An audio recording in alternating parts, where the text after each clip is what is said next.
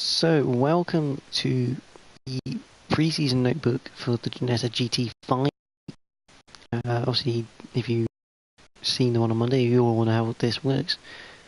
But joining me tonight is the host of the GT5 League, Jamie. Hello. He's also known as Jamie F430, so should know him from Season 11, and obviously you should know the Season 11 Champion boy, Rexa 14, otherwise known in real life as Benjamin. Hello. Welcome, gents, to this notebook. Jamie, do you want to explain the Ginetta GT5s? Well, basically, held on a Friday night at 8:30 British Summer Time.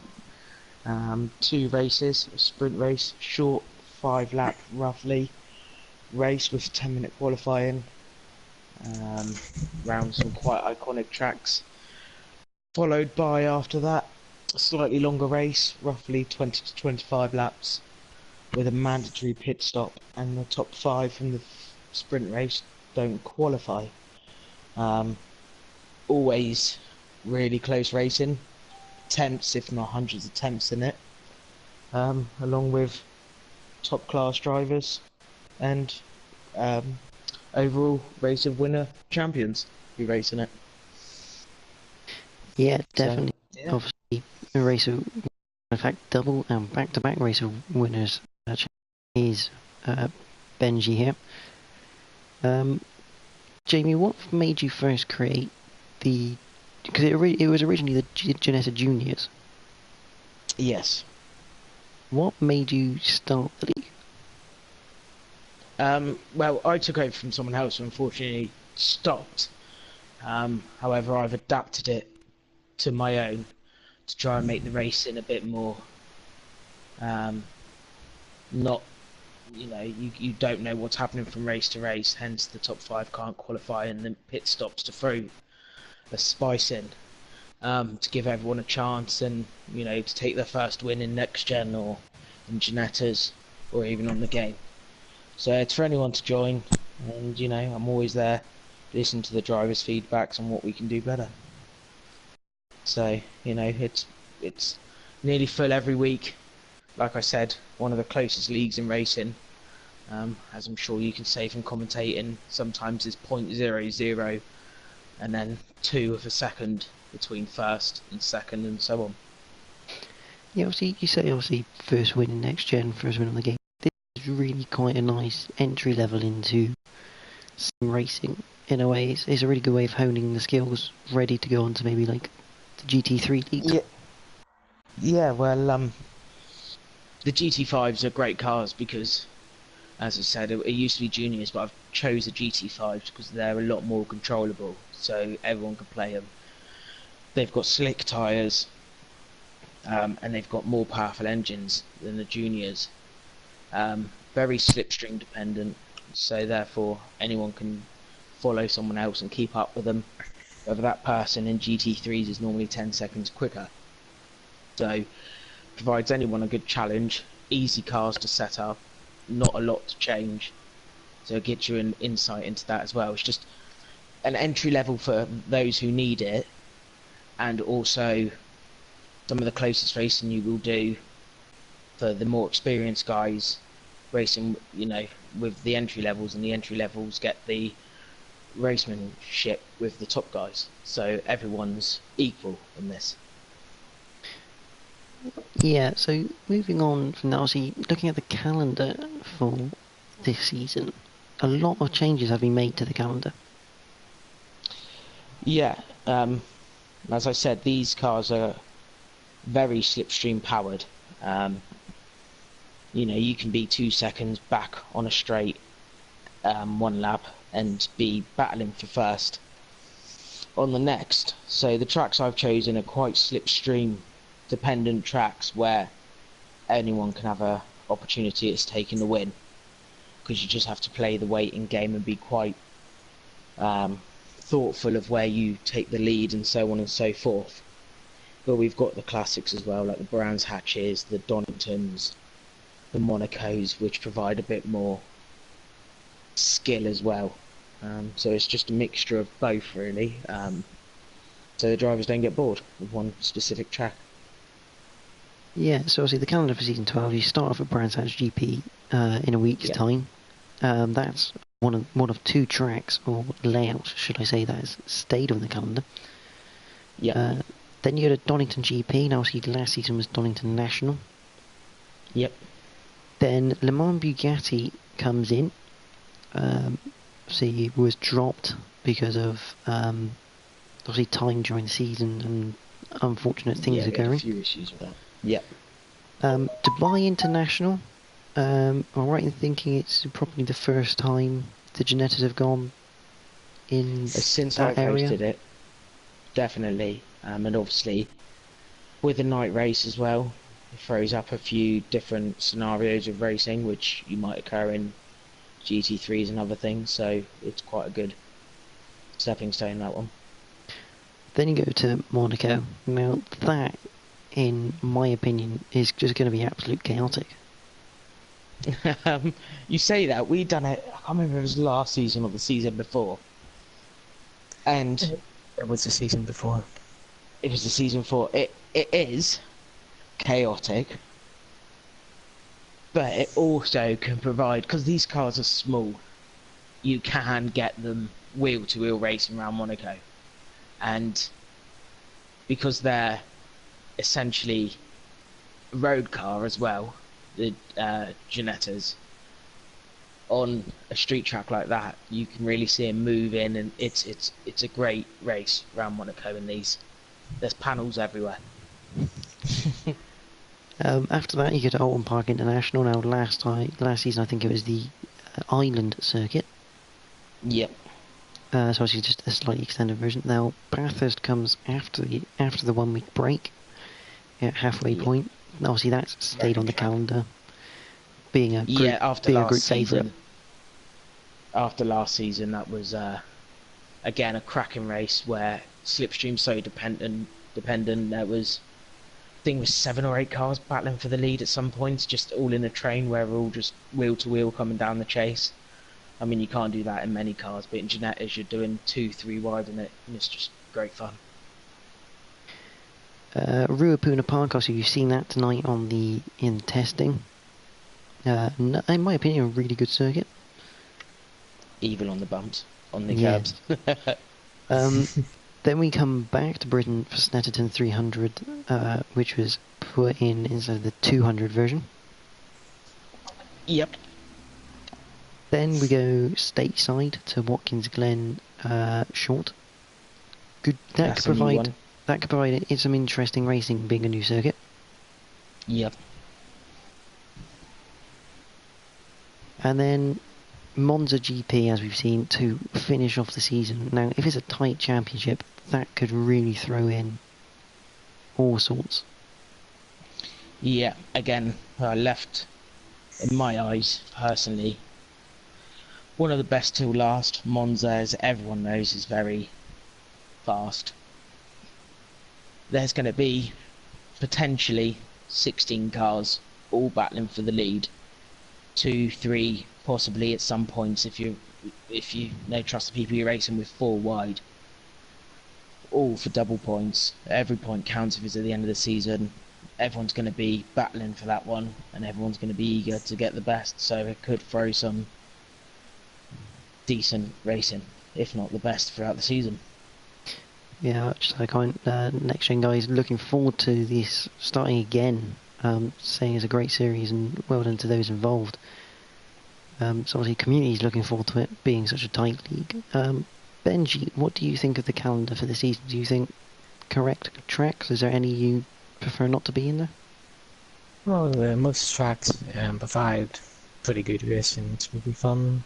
Monza Short was always a good race when we could go 4 or 5 wide, so having tracks like that more often will be interesting and make it harder to dominate a race, so more potential for more winners. And then you have tracks like Donington, which is always fun to drive around, so it's looking good. That's always good to have your defending champion say he likes to look at the calendar. Shame. So obviously the Sorry. format, the format has changed for this season. I mean, last season it was meant to be 20 minutes worth of qualifying. Now is only 10. So shortened qualifying. Is that to maybe put a bit more pressure on the people at the front to make sure they get the laps in? Because you don't get many laps in the juniors. No, with obviously them not being the quickest cars. I only done 10-minute qualies,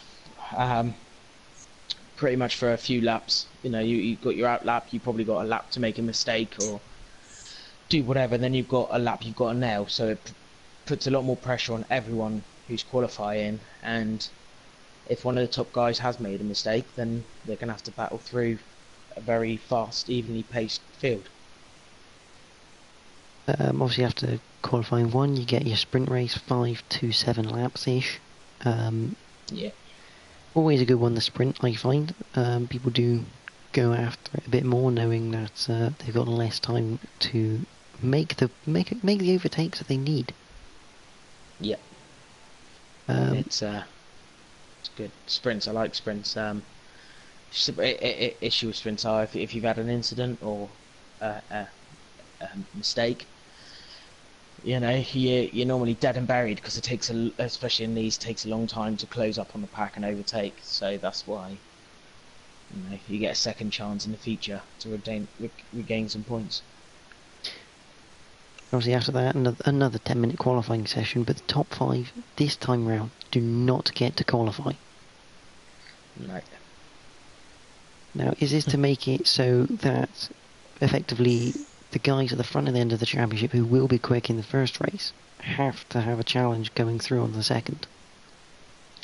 Yeah. Myself and Adam Morris last season decided to do a few races from the back, and we didn't qualify. And in all seriousness, battling through the field with guys you wouldn't normally battle was so much fun. So, you know, there's going to be times where there's going to be frustration for the top guys because they know they're faster, but they've got to be able to control that frustration and show they're not just faster, but they're also able to outdrive the rest of the field. You know, sometimes faster is due to setups or things like that, but it's also driver skill that requires coming through the field and battling with wheel to wheel with other people.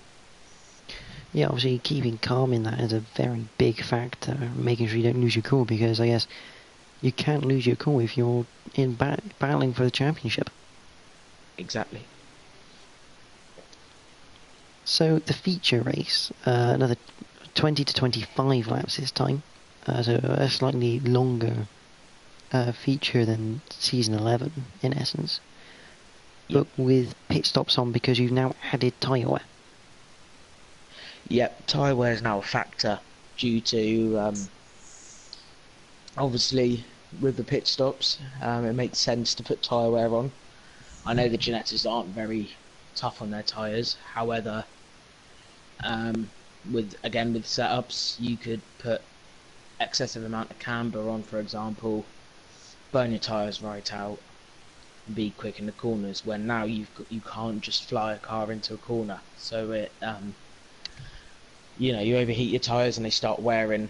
You're gonna have to think of your pit strategy, and again it brings everyone involved into play. Those who are soft, smooth top drivers could pit early and get an undercut on the guys who attack the tyres more and want to wear them out, and then do the same with the next set. Just a quick question from, I'm going to take it as to be Phil Humphreys from the NXTGEN YouTube channels, asking what tracks are you guys looking forward to most in the next season? Benji, I'll let you go first. I would say one of my favourite tracks in the world would be Donington. It's the closest track to me, so of course that track would be the top. Brands Hatch, I've slowly started to like it, as well as tracks like Bathurst. So most of the tracks on the calendar are looking good.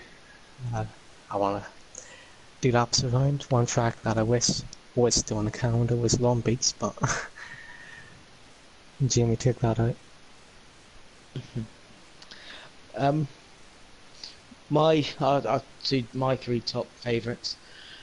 Even though we haven't done two of them yet, Monza is probably one of mine, just purely because in these the racing is frantic and hectic and close, and I've never raced side by side with so many cars. So hopefully Monza Long will bring more of that for longer periods of time because the straights are longer. Watkins Short, but reason being is it's a fast track, especially the short version. Again, it's going to provide close racing with there's quite a few tricky corners on there. If you don't get it quite right, the car can easily unbalance. So you have to be on edge and focused at all times. And third is probably going to be Brands Hatch, just because it's an iconic British track, and I'm sure most people like Brands Hatch. Definitely good choices. I mean, for me personally, Ruapuna is going to be the one I look forward to most. It's a very different track to most, being that most of it's really open. So if you go spinning, you're not going to be stopping for a long time. So it's a very unusual track, so that's going to be interesting. But obviously for me, Donington is the one I look forward to most every season. It's, I find, one of the best tracks for racing. Yep. I took my, in the opening round, I took victory at Donington, so I'm not fussed at Donington. Just, yeah, it's a good track. It's, you know, you got being Ginetta's, obviously quite a strongly British-based car company and race a lot in Britain, so you got to have a few British tracks. So there you go. That's the tracks that the guys are looking forward to most in season 12. Obviously, back to the format. So you've explained pit stops, tyres, reasonable for it. Now, the one thing that is special about this league is one of the very few in NXTGEN that allow setups. Yes. Why do you allow the setups in effectively a junior formula? Reason being is, obviously, these cars do not have a lot of adjustment within them. They're very limited on their setups. So, for people who want to set cars up to get the optimum racing experience, it's a good way to find out what things do. And it doesn't have too much of an effect on cars. Also, the reason they're set up is on standard setups, they are very slippery, very unpredictable, and very snappy. So you do need to kind of rein that in a little bit just to make it as close and as competitive as it is.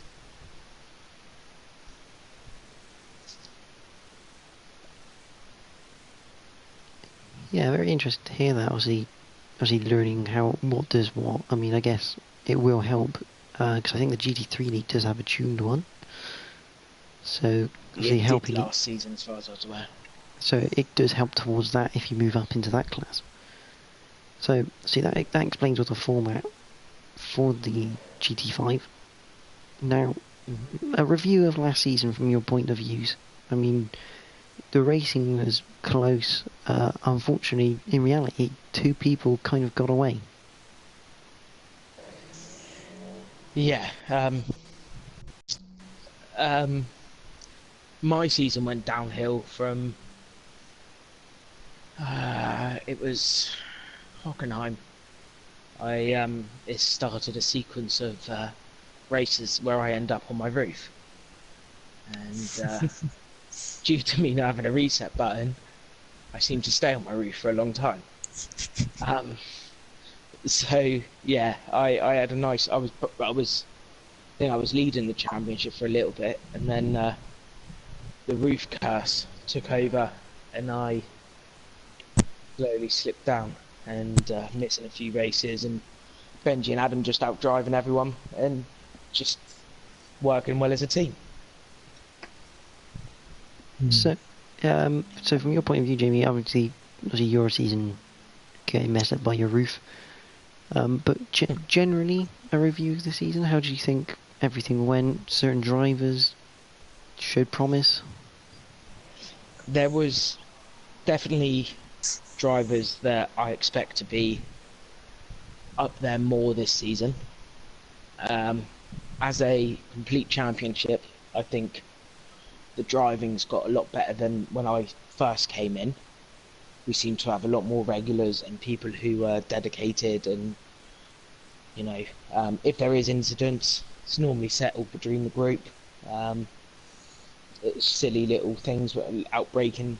The group's all quite close knit and everyone gets on. So Yeah. it's a nice community for people to get involved in, enjoy. There's no one who thinks they're above anyone else. And for example, Benji, who's two-time champion, champion this year, runner-up last year. Yes. He sent everyone his setup on the page, so we've all got the same hymn sheet to sing from, so to speak, and everything's shared between the group and gives everyone a chance. Yeah, obviously being close knit, very very good for competitiveness. Benji, a review of last season from your point of view? Well, I can't complain too much. I won quite a lot of races. Well, some of them were quite lucky ones. So the coming out with champion is pretty good. In terms of other drivers, the driving was at a high standard. Most times there was some little silly stuff, but again, as Jamie says, that was settled quite quickly between the drivers. It's quite a nice community. So it's nice to be involved in that. One driver I would say who's improved a lot during last season would be Afkeep. He seems to come along a lot, so it's good to see drivers like that coming up the ranks, which this championship allows to happen. Yeah, it's interesting, obviously, saying Afcape. I mean, a regular person who watches the streams and comments quite a bit whilst in the pits. He did have a very good race at Monza last season. I do remember when he wasn't in the correct livery because he joined a bit late. I mean, and Yeah. it turns out he's now in that livery. She's In race one, we had a battle and he was very clean and fast, and it's great to see. Phil there saying the great thing about a league like this is people do return to it, and as the seasons progress, the battles within it only get better. I mean, I think both of you would have to agree with that sort of statement. I mean, people do come back to it. Yeah, that's what I try and get. I try and get full grids every race. People who, from this practice session tonight, there's someone who's already wanted to join, and he's more than welcome asking questions. Setups are more than free to him, and just get involved and come and join everyone and enjoy it.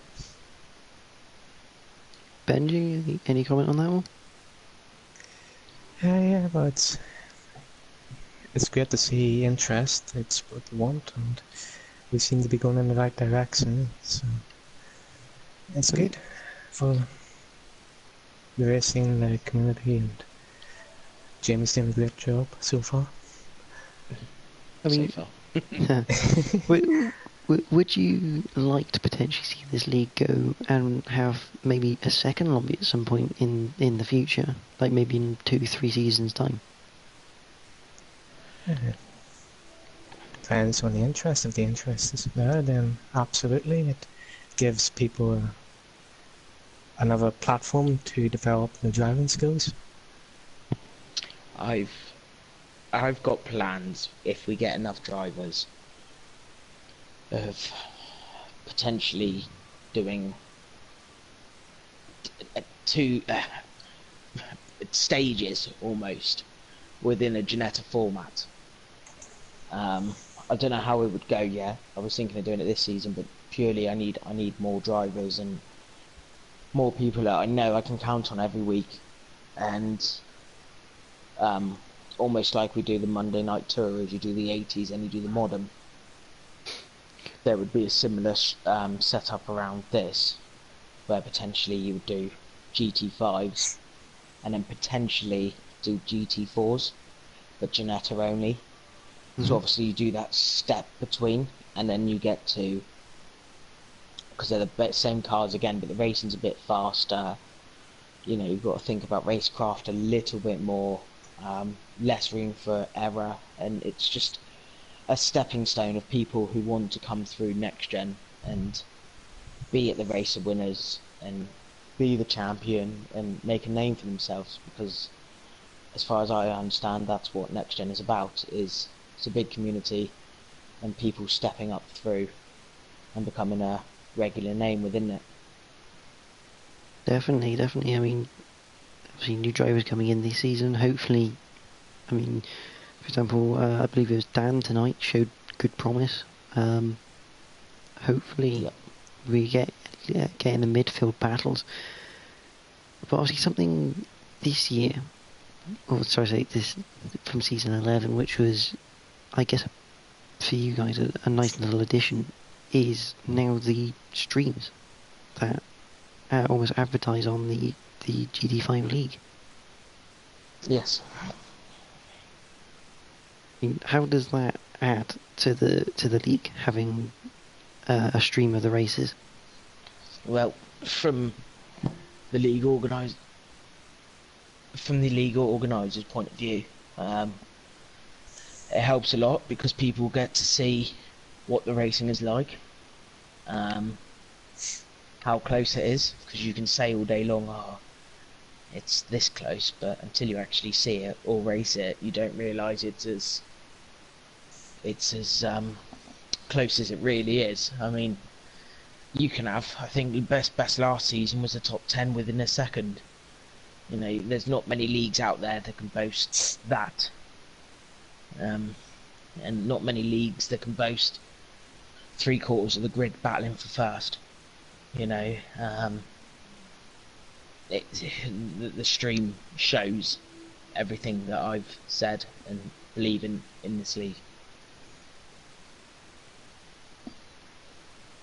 Benji, any comments on how a stream affects? I mean, from a driver's point of view, if you know you're potentially on a stream, obviously as Avcade knows, it can be quite daunting knowing you're being streamed and watched. I mean, having it in the GT5s, do you think that would help the people lower down almost get used to it? Because obviously when you get into the race as winners, you will be streamed. Well, as a driver, it's good to watch the back, like you get to see your good moves. And in terms of pressure, I don't really get it myself. Usually half the time I'm too busy flashing my lights to see if anyone notices it. But I suppose it does help you get used to it. Being on the camera, you know you're getting watched, so with the track limits being off like they're on Ginetta, you know you can't cut, because if you do, someone will see it. So it's good to have. I'm glad we have it. It adds that extra layer to the racing, makes it feel more real. So, season 12. I think I counted 6 new tracks, 4 new layouts and 2 returning. What are your expectations for season 12? For someone to beat Benji.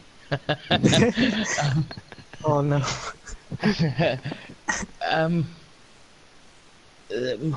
My expectations is to grow the league and make it one of, if not the best league in next gen that people want to join. And, you know, it has nothing but good words said about it and praise every week, from my point of view, in close racing as a racer.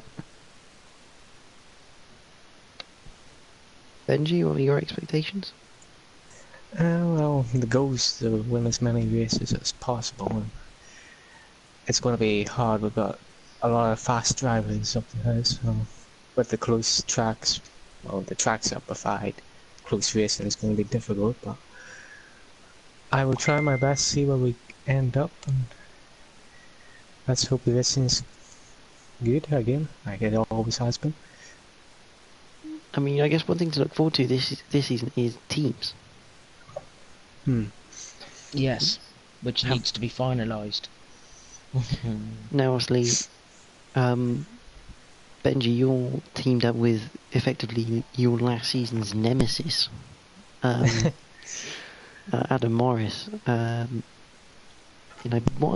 If I can remember correctly, is Snake Chuka Racing. Yes. How does that work then when you've got two drivers fighting for the championship? You know Adam's going to be on your tail. How do you make sure you don't take each other out and win it, and at least win the team championship as well as the drivers? Well, me and Adam, we work well together in qualifying. You see, I'm usually giving him a slipstream so we get up to the grid together. And then in the races itself, we usually maybe work together the first half of the race, and then second half of the race is when we'll battle it out and we have respect for each other. We've been racing each other for a while now, so we know what the other driver is going to do. So we're able to give each other the room we need to have close racing, and in the end of the day, usually the driver with the better racecraft on that day is the one who wins. Very well put, that. Very well put. I mean, Jamie, you're paired up with RS Jim. Yep. How do you think that's going to work for you two guys? Because obviously, I know at the back end of last season, you two kind of like joined forces with setups and working on some stuff. Yeah. I mean, on setup wise, I'm sure anyone can say they've got their pros and weaknesses. And with Jim's a very, I mean, I asked Jim because he's a very consistent racer. He's always there or thereabouts. I felt like during the mid-season when I didn't have a teammate due to my old teammate stopped racing for a bit, I was getting almost mugged off with slipstream by the certain drivers, shall we say. So I quickly teamed up with someone who I knew was competitive and we can work together, and we've just kind of clicked straight away, and I'm hoping to progress on that this season and both of us pull together. I mean, we seem to know how each other races without being on mic. We seem to work well as a team. Round one's a 1 minute, he's in the lead, pulling me along, and then he realises he can't overtake the next cars. So he lets me go ahead, and then he's following me. We seem to jump cars together fairly quickly and help each other out. So yeah, we'll progress on that and hopefully take some wins away from the green machines, shall we say. Yeah, Phil just commenting, probably one for you, Jamie. Jim is like a sponge and soaks up pressure. Indeed he does. He's a good guy to have on. Now, see, he was the season 10 champion. Obviously, didn't quite have as good a season 11. Are you expecting him to be back in that top flight battle this season? Yeah, it's Jim. Yeah, without a doubt. I think me and him work well together. We've got very different driving styles. I mean, he can stay on all four wheels quite well. You know, we've got very different driving styles, but that seems to work well together. You know, I like qualifying last minute and sticking it up the top. And then Jim seems to just always work his way through methodically, and then he's there, and then I'm like, when I need my teammate most, he's there to back me up and work together and attack at the top few. So he's definitely going to be there. Like I said, us working on setups, sharing them, switching between. I mean, I've gained a couple of attempts each track just on his brakes alone. So I'm passing on a little bit of information to him now, which should give him a couple of attempts, and together we'll just progress forward, and it's just down to the driving for us two then. So yeah, I think we can all agree that season 12 is going to be an water, with new guys coming in fast, a good bunch of people that should create some really close racing, but only time will tell. And the first race at Brands Hatch GP is only 7 days away. Indeed. If anyone wants to join, it's, if you search on the events page, it's the Ginetta Junior GT5 League. Always welcome to have people. You know, anyone's welcome, as I've mentioned multiple times, no matter on pace. You know, it's open for all. So I will thank you tonight, gentlemen, for your time and answering questions. It's been interesting to get an insight into the league. And as far as I'm concerned, at the end, we're kind of at the end of the notebook. So thank you for joining. Thank you, Jordan. Thank you. And join us in 7 days at Brands Hatch GP for the start of the GT5 League. Will be streamed next Friday from 8:30 onwards. Can Benji start well in his championship defence, or will many of the others take a good start? Only time will tell. But thank you for watching this notebook. There will be regular notebooks now every week as a bit of a review. So I do hope that you will join me for those. But from me, Jamie and Benji, we thank you for tuning in and listening tonight, and we will catch you on Friday next week for the start of the Ginetta GT5 League.